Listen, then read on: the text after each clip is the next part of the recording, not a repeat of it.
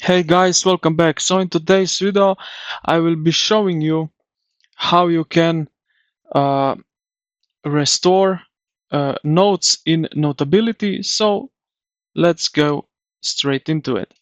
So you have probably deleted some notes right in here. Now you want to restore one of them. So how to do that? Let's go here down on the left side to the settings. Click on that and this window will pop up. And then you have here recently deleted,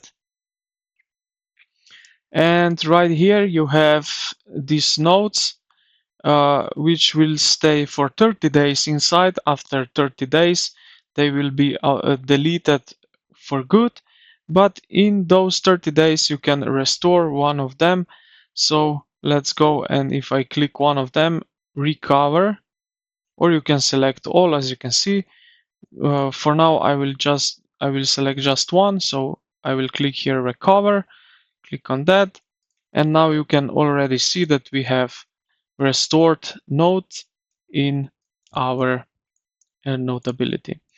So I hope this video helped you out. If you did, consider to like the video and subscribe to the channel. Thank you for watching, and I will see you in the next